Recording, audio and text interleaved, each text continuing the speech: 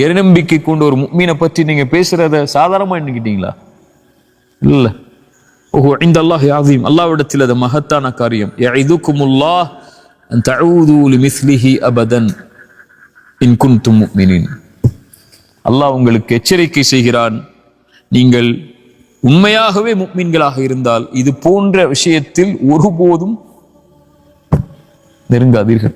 ஒருபோதும், அபதன், ஒருபோதும் போயிடாதீங்கிறான். இதோ இட்டு அடுத்து பார்த்துக்கோங்கன்னு சொல்லு. அபதன், ஒருபோதும் இந்த காரியத்தில் ஈடுபடாதீங்க.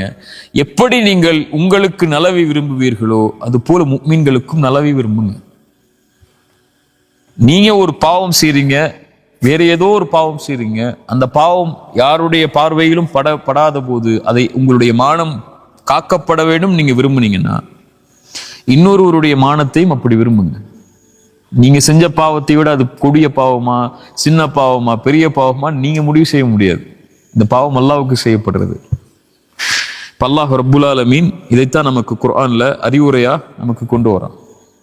சரியா? அதனால இத மாதிரி காரியங்களை ஒரு முஃமின் கேட்கும்போது அவன் செய்யாத குற்றத்தை பற்றியோ அல்லது அவன் பாவ மன்னிப்பு கேட்ட ஒரு குற்றத்தை பற்றியோ மனிதர்களுடைய உள்ளத்தை நோவினை செய்யும் போது, உடைக்கும் போது அல்லாஹ்வுடைய வார்த்தை தான் அவனை சாந்திப்படுத்தும்.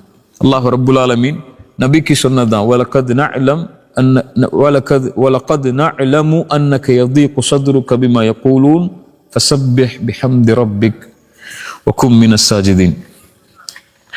நபியே, இவங்களுடைய வார்த்தையால் உங்களுடைய உள்ளம் நெருக்கமாவதை நான் அறிகிறேன். அல்லாஹ்விடத்துல சுஜூதுல விழுந்துருங்க, அல்லாஹ்வை புகழ்ந்துருங்க.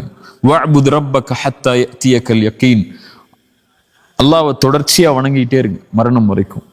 ஒரு தவறு செய்றீங்க, தவறுல இருந்து திருந்துட்டீங்க, மக்கள் அதை பத்தி பேசுறாங்க, அதோட உங்க வாழ்க்கை முடிய போறது இல்லை. அந்த தவறோட வஅ்புத் ரப்பக ஹத்தா யஅதியகல் யகீன். அடுத்த மூச்சு இருக்குன்னா அதுல இருந்து விலகி நீங்க போறதுக்கு உங்களை அவகாசம் அல்லாஹ் கொடுத்திருக்கான். மனிதர்கள் கொடுக்குறாங்களோ இல்லையோ, இவங்க இன்னைக்கு உங்களோட இருப்பாங்க, நாளைக்கு உங்களோட இருக்க போறது இல்லை.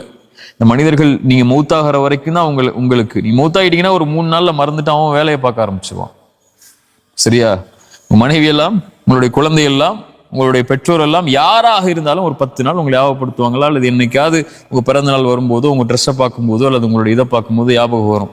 ஒரு 30 வருஷம் போயிருச்சுன்னா அவ்வளவுதான். நான் சொல்ற மாதிரி தான். ஒரு 100 வருஷம் போயிருச்சுன்னா நீங்க வாழ்ந்த அடையாளமே இருக்காது.